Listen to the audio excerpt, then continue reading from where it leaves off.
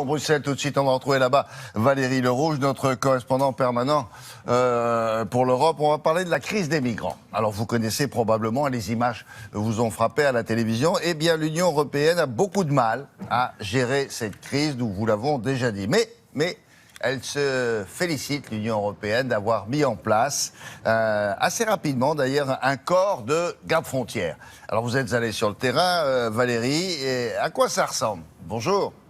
Bonjour William, bonjour à tous. Nous sommes allés effectivement à la frontière entre la Bulgarie et la Turquie. Alors pour resituer, il y avait déjà une agence, Frontex, qui regroupait des douaniers et des policiers de différents États membres pour gérer notamment les fameux hotspots en Grèce et en Italie qui réceptionnent les migrants. Mais on l'a vu, elle n'avait pas de moyens propres, elle était dépassée. Alors la Commission européenne, en 9 mois, ce qui est un temps record ici dans le timing européen, a mis en place Super Frontex, l'agence européenne des gardes et des frontières. Et eh bien, elle peut se déployer quand elle estime que la frontière de l'Europe est poreuse. C'est important, donc elle a plus de prérogatives, elle a aussi des moyens propres et un vivier de 1500 hommes.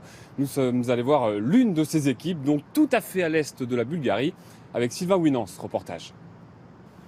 Voici la frontière orientale de l'Europe. À gauche, la Bulgarie, à droite, la Turquie. 263 km de frontières à surveiller. Une passoire jusqu'à la construction l'été dernier de cette clôture au pied des miradors turcs. Sur 3 mètres de haut, plusieurs couches de barbelés jonchées de lames et surmontées de caméras. Un chantier pharaonique et très onéreux. Et malgré cela, des migrants parviennent encore à passer entre les mailles du filet. D'où le déploiement de la toute nouvelle agence européenne de surveillance des côtes et des frontières. Des policiers espagnols, hollandais, slovaques, polonais prêtent main forte à leurs homologues bulgares, avec une cinquantaine de 4x4, 9 mètres chiens et des caméras thermiques pour repérer les mouvements de migrants de nuit. Yoni Ben est arrivé il y a un mois avec un collègue et un véhicule de service néerlandais. Habituellement, il contrôle les passeports au port d'Amsterdam. On contrôle la clôture tous les jours pour être sûr qu'elle n'a pas été cisaillée. On vérifie qu'ils ne mettent pas des affaires sur les barbelés pour sauter par-dessus. Voilà ce qu'on contrôle.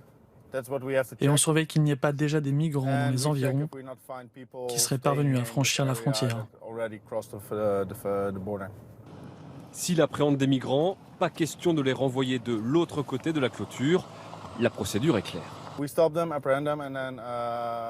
Quand on en stoppe, on les confie aux collègues bulgares qui les emmènent dans les camps de réfugiés. On fait les procédures administratives et on contrôle leur nationalité. Au total, ils sont 210 personnels de 7 États européens à épauler les autorités bulgares.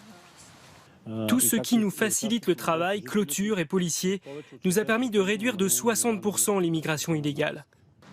Dans la petite ville d'Elovo, proche de la frontière, ces renforts étrangers sont plutôt bienvenus. Notre police n'est pas prête pour affronter ça. On avait sûrement besoin d'aide de l'Europe. Notre police ici, elle fait du bon boulot, mais peut-être que de temps en temps, elle a besoin d'aide. Au-delà d'effectifs de police, Bruxelles vient aussi d'attribuer 160 millions d'euros à la Bulgarie, le pays le plus pauvre de l'Union, pour l'aider à constituer un rempart dans la crise migratoire. Alors maintenant, l'autre question pour terminer, Valérie, est-ce que c'est efficace? Parce qu'on le voit bien à travers les images que vous nous envoyez régulièrement, l'afflux de migrants, c'est très important, avec les drames qui vont avec.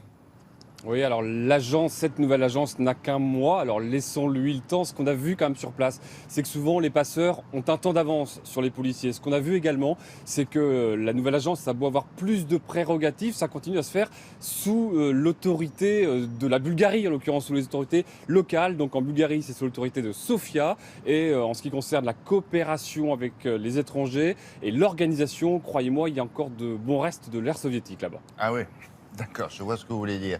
Merci beaucoup, Valérie. À plus tard cette semaine.